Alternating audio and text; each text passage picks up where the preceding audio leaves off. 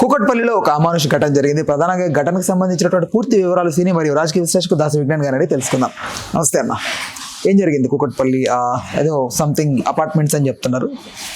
Something కాదు, lake, మన Swan Lake. ఏది కరెక్ట్ బాలనగర్ వై జంక్షన్ దగ్గర ఉంది. మోసాపేట మెట్రో స్టేషన్ దాటి మనకు అక్కడే కనిపిస్తుంది స్వాన్ లేక్ అని. ఏది అశోక్ వన్ మాల్ పక్కన ఎగ్జాక్ట్లీ పక్కన. అది ఎప్పటిదో చాలా పాతది. అప్పుడు నువ్వు అన్న అశోక్ వన్ మాల్ దగ్గర ఏదో చెరువు లాంటిది ఉండేది, అందుకే లేక్ లేక్ అనేసారు వీళ్ళు. స్వాన్ లేక్ అది ఒక చెరువు లాగా ఉండేది, అది అట్లా పోయేది. నురగలు వచ్చింది. హైడ్రా అడగదాలి ఫస్ట్, నాకు తెలియదు మరి. నాకు అది బాగా గుర్తుంది. నా ఇంటర్మీడియట్ అటువైపు ఉండే, అంటే కాలేజ్ ఎస్ఆర్ నగర్లో, హాస్టల్ వచ్చేసి మన Arjun theatre back side, Shivaparvati Arjun back side, అక్కడ హాస్టల్ ఉండేది. బస్సు రోజు తీసుకొచ్చి వెళ్ళేది కదా, ఆ స్వాన్ లేక్ పక్కన ఇట్లా కాలువ పోతా ఉండేది, చూస్తూ ఉంటాం మేము. చిన్న సైజ్ వాటర్ ఫాల్ లా ఉంటుంది అది. అందుకు అది స్వాన్స్ అవి ఎక్కువ ఉంటాయి, వైట్ కలర్ పక్షులు బాగా ఉండేవి. దానికి ఆ పేరు పెట్టారు స్వాన్ లేక్ అని చెప్పేసి. అది చాలా పాతది, గేటెడ్ కమ్యూనిటీ. ఇప్పటికి 20-25 years అయిపోయి ఉండొచ్చు, అంత పాతది అది. అది దాంట్లో ఏమైందంటే 1311 ఫ్లాట్లో రేణు అగర్వాల్, రాకేష్ అగర్వాల్ హస్బెండ్ వైఫ్, శుభం వాళ్ళ అబ్బాయి, వాళ్ళకు కూతురు ఉంది తమన్నా, పక్క రాష్ట్రంలో ఎక్కడో చదువుకోవడానికి వెళ్ళింది. వీళ్ళు ముగ్గురు ఉంటారు. వంట కోసం అని చెప్పేసి కొన్నేళ్ల క్రితమే 11 years బ్యాకే రోషన్ అనే ఒక అబ్బాయిని పెట్టుకున్నారు, కొంచెం జీతం ఇచ్చి ఇంట్లోనే. వీళ్ళు సనత్ నగర్ లేదు బిజినెస్ ఉండేదంటే అన్ని పనులు చేస్తారా చెప్తా. వంటకు పెట్టుకున్నారు. వీడు రీసెంట్గా వాడి ఫ్రెండ్ ఇంకెవడో హర్ష అనే వాడిని కూడా ఇక్కడికి వంట మనిషిలాగా కుదురించుకున్నాడు. ఇది ఇంతవరకు ఎపిసోడ్.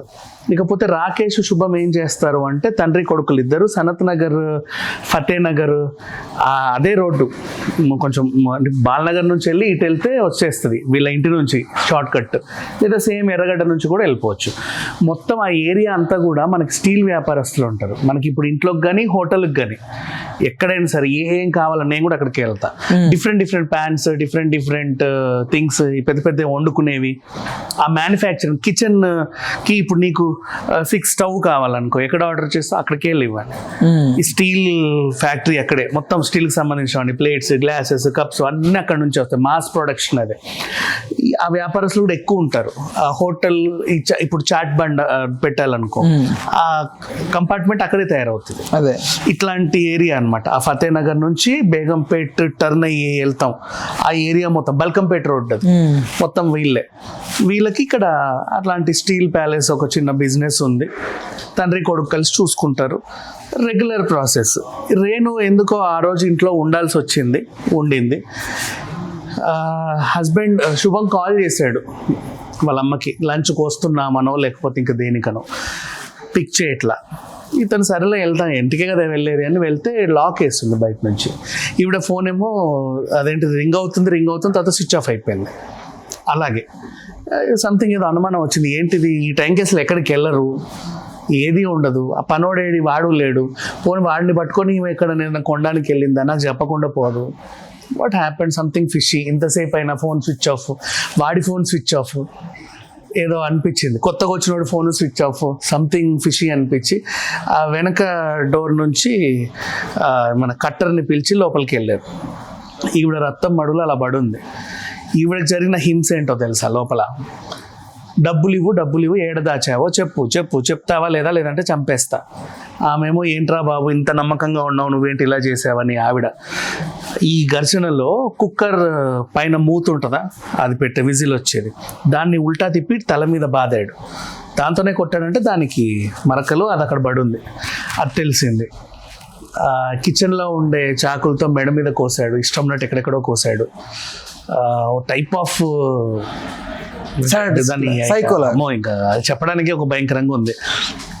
తర్వాత ఏం చేసావు, నీట్గా అదేంటి ఒక సూట్ కేసు తీసేసి ఆ లాకర్లన్నీ బగలగొట్టి అందిన కాడికి ఏం దొరికితే అది అన్ని మంచిగా సర్దేసి ప్యాక్ చేసేసి వాళ్ళ పిల్లోడి స్కూటీ, అంకుల్దే స్కూటీ ఉంటుంది కదా, ఆ యజమాని స్కూటీ పట్టుకొని బ్యాగ్ సర్దుకొని చక్కగా ఇట్లా వెళ్ళిపోయాడు. సీసీటీవీలు అన్నింటిలో రికార్డ్ అయ్యాడు వాడు.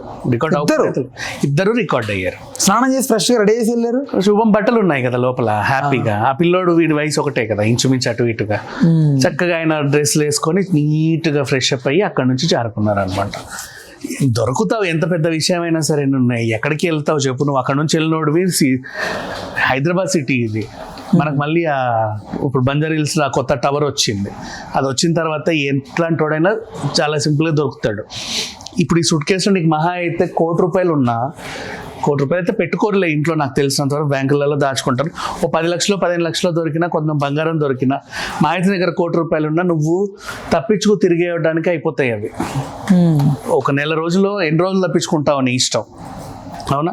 తప్పించుకోవడానికి అయిపోతాయి కదా. ఆ హోటల్లో ఉంటే మళ్ళీ ఇంకో ఊరికి వెళ్ళి, ఇంకో ఊరు అటు వెళ్ళి వీళ్ళ ఫ్లైట్ ఎక్కింగ్ ఎక్కడికో పోయి, అంతే సరిపోయింది. ఎన్ని రోజులు తింటావు, ఎన్ని రోజులు చేస్తావు? ఏదో రోజు అయితే ఖచ్చితంగా జైలుకి అయితే వెళ్తావు, ఖచ్చితంగా వెళ్తాడు ఇద్దరు. మరి ఏం సాధించాడో తెలియదు.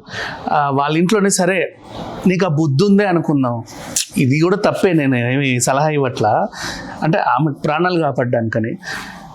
అప్పుడో కొంత నువ్వు తీసుకో. ఏదో రోజు యజమానికి తెలుస్తుంది, క్షమించండి అని కాళ్ళ మీద పడితే పోరాబా అని చెప్పి గెంటేస్తారు. కనీసం దాంతో నువ్వు బతికొచ్చావు.